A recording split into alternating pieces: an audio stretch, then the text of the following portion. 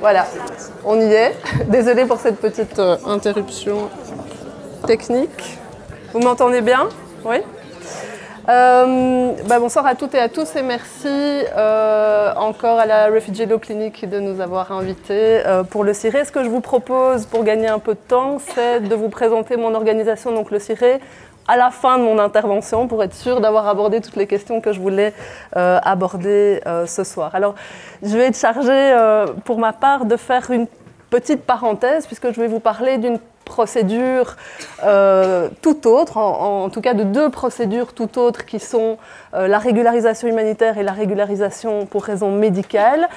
Tout autre, mais en lien étroit malgré tout avec la protection internationale. Et Julie Lejeune l'a dit quand elle a parlé du statut de protection subsidiaire, puisque ce statut ne peut être reconnu aux personnes que s'ils ne peuvent pas être reconnus réfugiés et que s'ils ne peuvent pas obtenir la protection prévue par l'article 9 ter, et c'est là le lien de la loi du 15 décembre 80.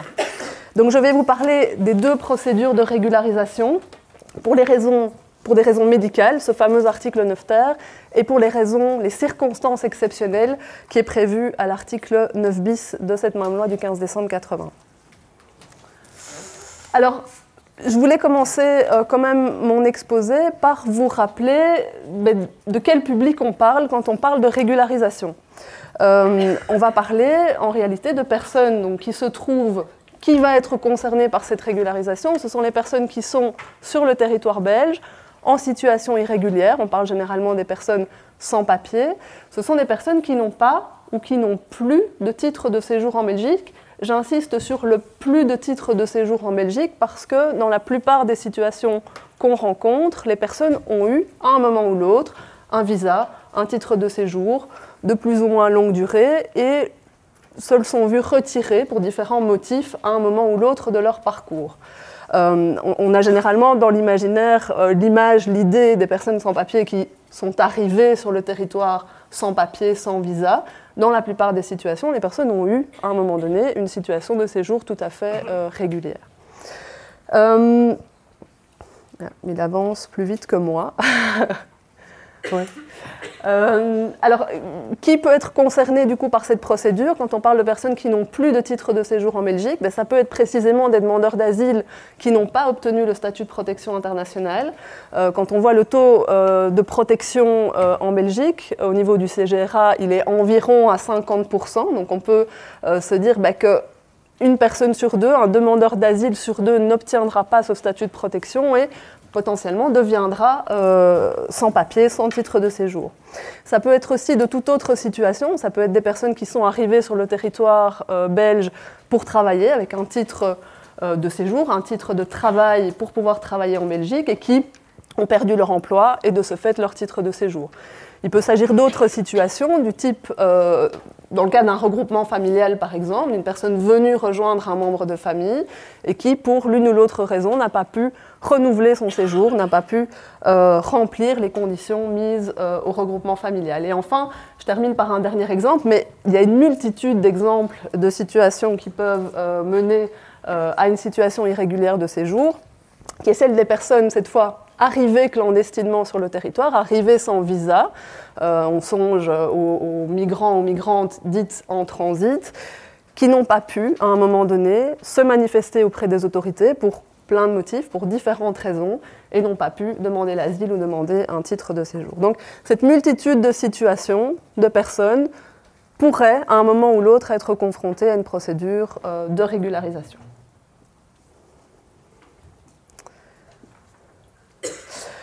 Dans la loi du 15 décembre 80, deux motifs de régularisation, je vous le disais.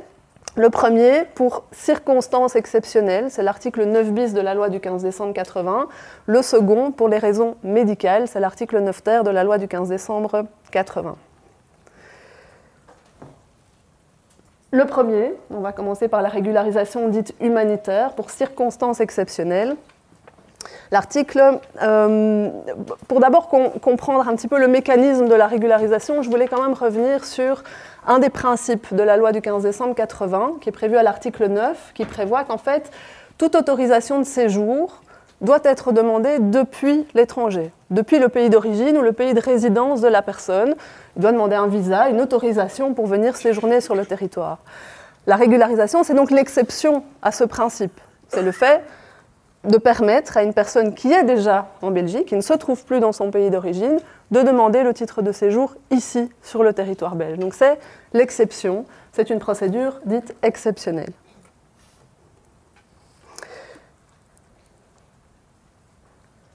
Le premier article, je vais passer, c'est celui qui concerne la régularisation pour circonstances exceptionnelles. L'article 9 bis de la loi prévoit que lors de circonstances exceptionnelles, à la condition que l'étranger dispose d'un document d'identité, il peut demander, introduire une demande de régularisation auprès du bourgmestre de sa commune de résidence. Donc ça implique une résidence effective en Belgique. Et cette demande sera envoyée auprès du ministre ou de son délégué, c'est-à-dire l'Office des étrangers. Donc différentes conditions pour introduire une demande 9 bis, une demande de régularisation. La première, en amont de l'introduction de la demande en tant que telle, ça va être le paiement d'une redevance administrative. Depuis quelques années maintenant, les étrangers qui souhaitent être régularisés doivent payer une redevance qui s'élève pour la régularisation à 350 €. C'est un montant évidemment extrêmement élevé quand on est en situation irrégulière en Belgique. On n'a pas le droit de travailler, le droit de bénéficier d'une aide quelconque. Alors il y a des dispenses dans la loi pour les mineurs notamment, hein. Les enfants ne sont pas soumis à cette obligation de payer une redevance, mais pour un couple par exemple, on est déjà à un montant de 700 € pour pouvoir ne serait-ce que demander la régularisation. D'autres conditions de recevabilité, produire un document d'identité. C'est évident puisque la personne va devoir justifier de son identité et de sa nationalité, mais c'est une difficulté supplémentaire évidemment dans une procédure de ce type-là de pouvoir disposer d'un document d'identité, d'un passeport, d'une carte d'identité nationale. La personne va devoir justifier aussi de circonstances exceptionnelles. Circonstances exceptionnelles qui justifient qu'elle ne respecte pas cet article 9 de la loi, donc qu'elle a introduit sa demande directement depuis le territoire belge et pas depuis son pays d'origine. Ces circonstances ne sont pas définies par la loi, je vais y revenir après. Sur le fond, elle va devoir justifier aussi du fait qu'elle a introduit une demande de régularisation à la Belgique et pas dans un autre État. Qu'est-ce qui fait, quelles sont les raisons, les éléments qui vont faire en sorte qu'elle introduit cette demande ici et pas ailleurs? Qu'est-ce qui l'attache à la Belgique? À nouveau, ces critères, ces conditions ne sont pas définis par la loi de 80. Alors, en l'absence de définition de ces critères, de ces circonstances exceptionnelles de la loi de 80, de l'article 9 bis de la loi de 80, la Belgique a procédé au cours du temps à ce qu'on a appelé des opérations de régularisation. Il y a eu dans les dernières en date en tout cas, deux principales opérations de régularisation en 2000 et en 2009.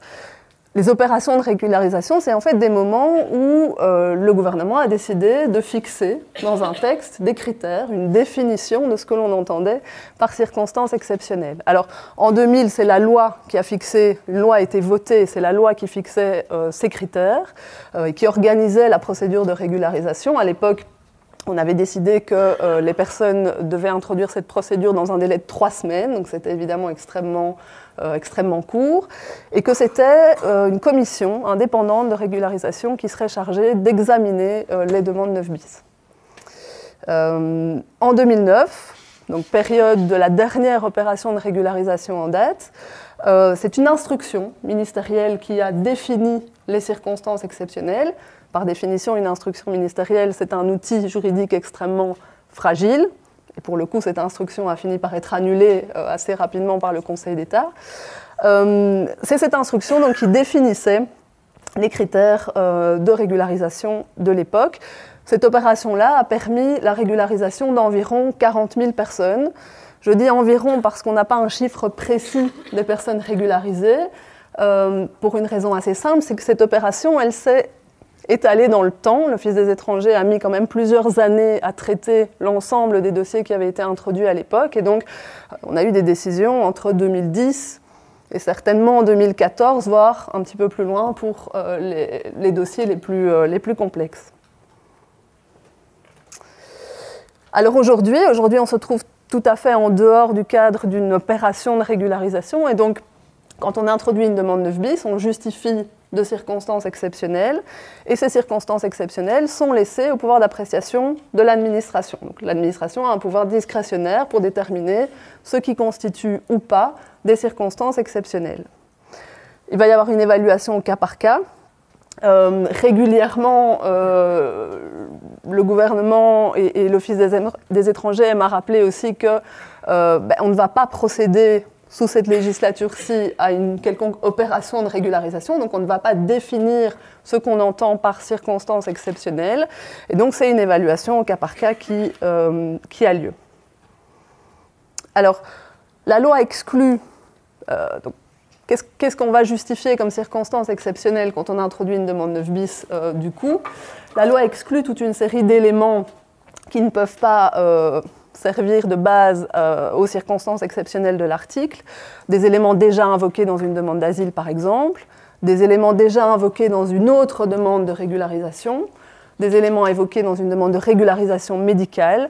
Tous ces éléments-là ne seront pas pris en considération comme circonstances exceptionnelles. Le Conseil d'État a défini en 2000, a donné une définition, mais une définition, vous voyez, qui est quand même assez générale, de nouveau, des circonstances exceptionnelles. Il a estimé que les circonstances exceptionnelles étaient les raisons qui rendent impossible ou particulièrement difficile le retour de l'étranger dans son pays d'origine. Donc, de nouveau, on vise énormément de situations différentes. Alors, quelques exemples d'éléments qui peuvent appuyer, qui peuvent justifier ces circonstances exceptionnelles, mais ce sont tous les éléments liés à la situation individuelle du demandeur, sa situation familiale, le fait que la personne ait travaillé en Belgique et étudié en Belgique, se soit formée en Belgique, tous les éléments qui ont permis à cette personne de s'insérer et de trouver une place dans la société belge, des éléments médicaux éventuellement. Donc c'est l'ensemble de la situation qui va permettre à l'administration de déterminer si oui ou non la personne dispose d'attaches réelles avec la Belgique. Alors en pratique, il y a quand même certains critères qui depuis des années sont appliqués par l'Office des étrangers, il n'y en a pas beaucoup. Je pense aux longues procédures d'asile, pour faire le lien à nouveau avec la procédure d'asile dont il est question dans le cadre de ces conférences.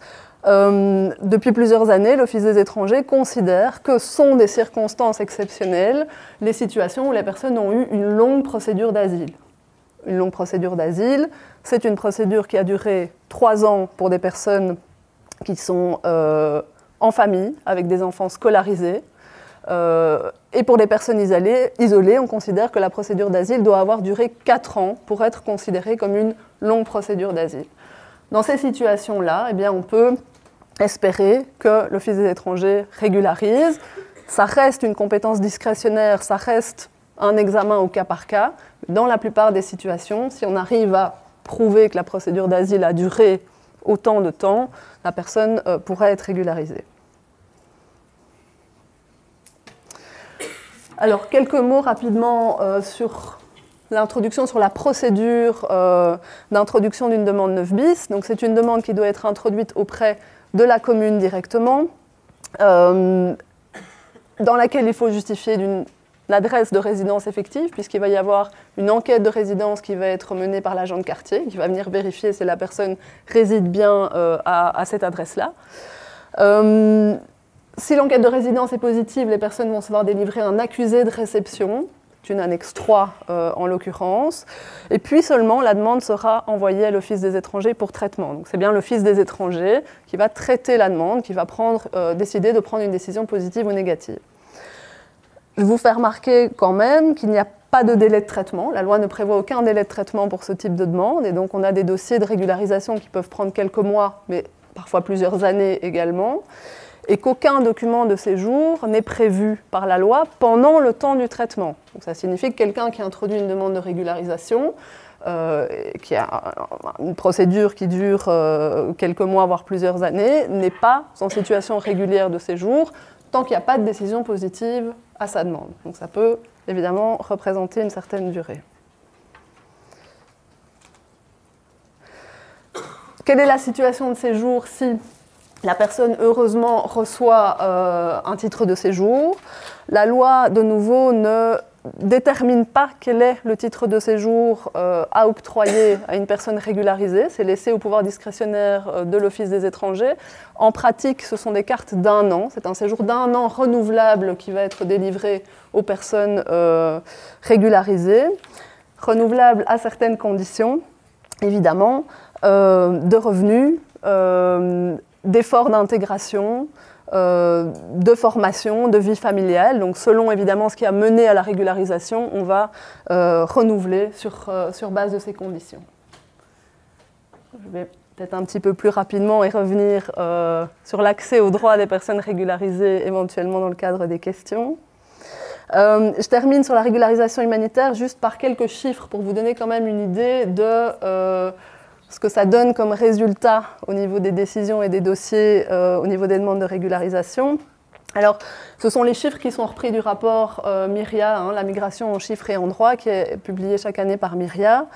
On constate qu'il y a de moins en moins de demandes de régularisation introduites, en tout cas entre 2016 et 2017, il y a une forte diminution, sans doute en raison de cette redevance extrêmement élevée, sans doute aussi en raison de l'application très stricte des circonstances exceptionnelles par l'Office des étrangers. Évidemment, ça dissuade de l'introduction d'une telle demande. En 2018, on constate une augmentation quand même du nombre de demandes de régularisation introduites. Et au niveau des chiffres des décisions, en 2017, ce sont 22% de décisions positives. Il y avait déjà eu une petite augmentation. En 2018, les chiffres ne sont pas encore publiés dans le rapport Myria, on est à 49% de décisions positives. Donc c'est une très nette augmentation. Pourquoi? L'Office des étrangers justifie cette augmentation par le fait que ce sont d'anciens dossiers plus complexes qui ont été traités. En 2018, l'Office des étrangers a traité une partie importante de son arriéré. Et donc ce sont ces dossiers-là qui ont mené à des décisions positives. Ça ne correspond pas à une ouverture, à une plus grande souplesse dans le traitement de ces demandes. J'en viens au deuxième motif de régularisation, qui est la régularisation médicale. C'est l'article 9 ter de la loi du 15 décembre 80 qui prévoit ce type de régularisation. Cet article prévoit que l'étranger qui séjourne en Belgique, qui dispose de nouveau d'un document d'identité, et qui souffre d'une maladie dans un état tel qu'elle entraîne un risque pour la vie ou son intégrité physique, ou un risque réel de traitement inhumain ou dégradant, quand il n'y a pas de traitement adéquat dans son pays d'origine, eh bien cette personne peut demander une autorisation de séjour à la Belgique. L'article 9 ter prévoit deux situations médicales différentes, deux hypothèses médicales différentes. La première, c'est la situation médicale la plus grave. La personne doit justifier, doit prouver qu'elle souffre d'une maladie qui entraîne un danger imminent, un risque immédiat pour sa vie ou son intégrité physique, qui l'empêche de voyager. La deuxième situation, c'est une maladie moins grave, si l'on peut dire, mais qui entraîne un risque de subir un traitement inhumain ou dégradant quand il n'existe pas de traitement dans son pays d'origine. Donc deux hypothèses, deux situations de maladie qui sont visées. Cette procédure, elle est un peu différente de celle qui est prévue par l'article 9 bis parce qu'elle se déroule en deux phases, une phase de recevabilité et une phase de fond. Et elle est particulière aussi parce que les décisions sont prises par un binôme au sein de l'Office des étrangers, à la fois par un fonctionnaire de l'Office des étrangers, mais aussi par un médecin de l'Office des étrangers au sein de la cellule 9 ter. Il y a une équipe, un pool de médecins qui vont rendre des avis médicaux dans les dossiers de régularisation médicale, avis sur lesquels vont se baser les fonctionnaires de l'Office des étrangers pour prendre leurs décisions. Je reviendrai sur les titres de séjour qui sont accordés et sur les conditions de renouvellement si on en a le temps.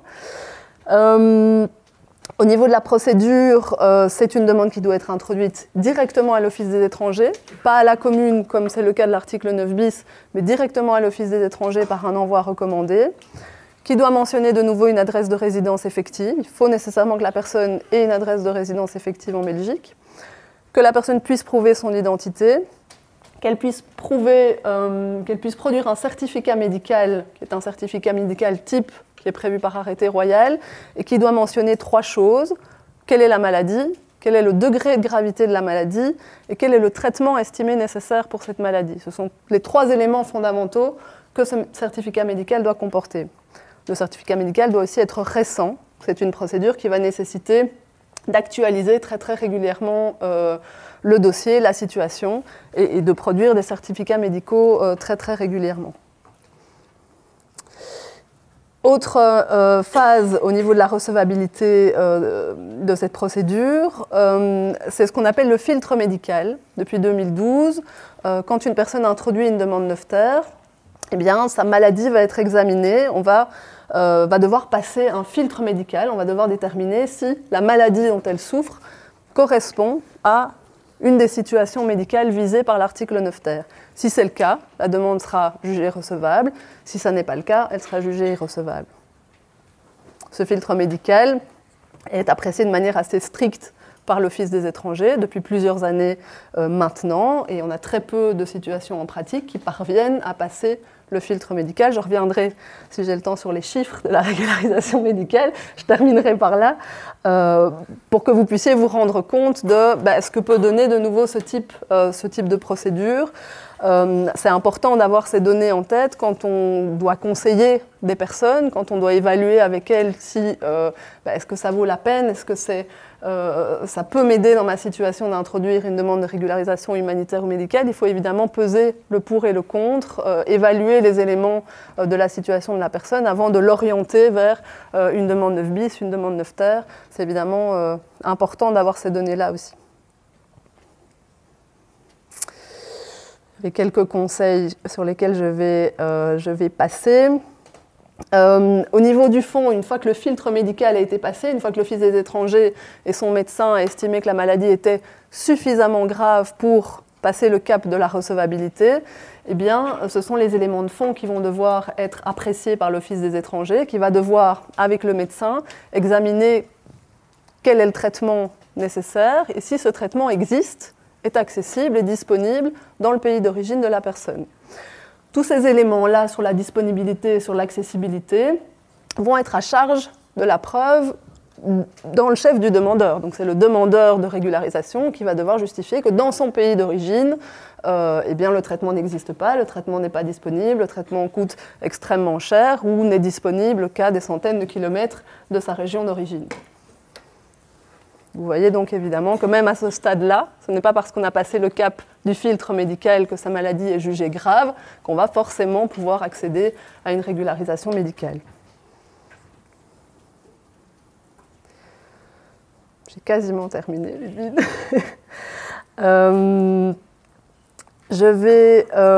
Voilà, j'avais repris quelques conseils. Je vais plutôt vous donner quelques sources d'informations complémentaires sur cette procédure que vous pouvez retrouver sur le site de Medimigrant, de l'association Medimigrant par exemple, de conseils sur l'introduction de ce type de dossier, sur des informations relatives au pays d'origine des demandeurs. Aussi vous renvoyer aux recommandations qui ont été formulées à l'égard de cette procédure parce que depuis des années, de nombreux acteurs de la société civile, mais aussi d'autres secteurs comme les médecins, ont régulièrement interpellé les autorités sur le fait que cette procédure dysfonctionnait à différents niveaux, qu'elle ne permettait pas d'assurer cette protection médicale prévue notamment par le droit européen. Des recommandations donc formulées dans le cadre d'un livre blanc rédigé par les associations et les médecins, mais aussi par le médiateur fédéral, qui a formulé toute une série de recommandations et qui n'ont pas du tout été prises en compte par l'Office des étrangers. Et je vous renvoie aussi à une jurisprudence assez importante en la matière de la Cour de justice et de la Cour européenne des droits de l'homme. Je termine donc sur les chiffres, je vais quand même y arriver. Sur les chiffres des demandes 9 ter, au niveau des demandes, de nouveau une diminution du nombre de demandes 9 ter ces dernières années. Sur les décisions positives qui ont été prises, une petite augmentation entre 2016 et 2017. C'est 11% de décisions positives. Alors, ça reste très peu. Mais il y a quelques années, on était aux alentours de 2, 3, 4% de décisions positives. On arrive à 11% de décisions positives en 2017 et à 13% de décisions positives en 2018. Ça représente, pour vous donner une idée, du nombre de personnes que ça peut représenter, c'est environ 400 personnes qui ont été régularisées en 2017 et en 2018 sur base de la régularisation médicale. Donc ça reste évidemment extrêmement peu. Pour la régularisation humanitaire qu'on a vue juste avant, sur l'article 9 bis, on est en 2018 à environ 3500 personnes régularisées du fait de cette augmentation. On était plutôt à entre 1200 et 1500 personnes régularisées dans les années précédentes. Voilà, je vais en terminer là et je laisse la possibilité de me poser des questions tout à l'heure. Voilà. Merci.